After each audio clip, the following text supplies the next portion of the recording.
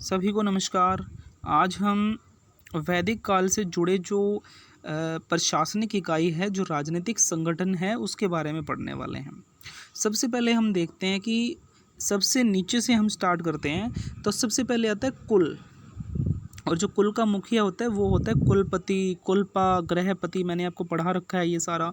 उसके बाद आता है गांव, और गांव का मुखिया ग्रामीणी कहलाता है। उसके बाद आता है विश का मुखिया विशपति कहलाता है। उसके बाद आता है जन का मुखिया कहलाता है जनपति। और उसके बाद राष्ट्र का मुखिया राजा।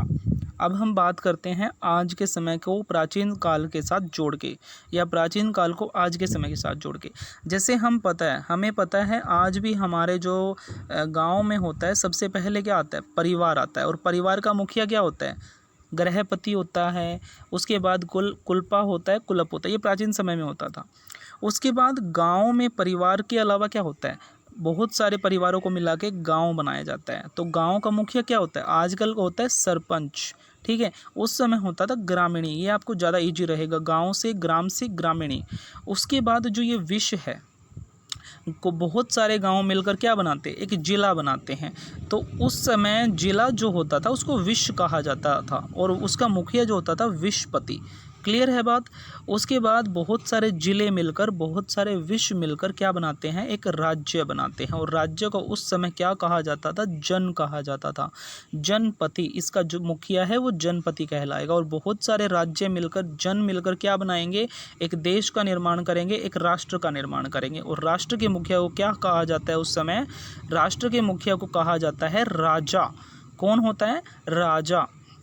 उसके बाद ऋग्वैदिक काल में प्रशासन क्रम इस प्रकार है। देखो यहाँ पे लिखा हुआ है, सबसे पहले राजा है, फिर पुरोहित है, फिर विशपति है, फिर ग्रामीणी है, फिर कुलपा है।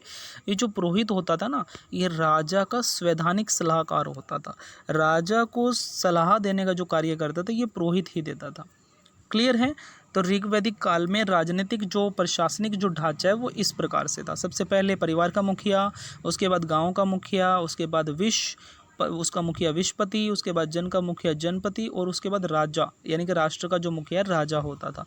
और मुख्य जो भूमिका होती थी वो राजा की होती थी।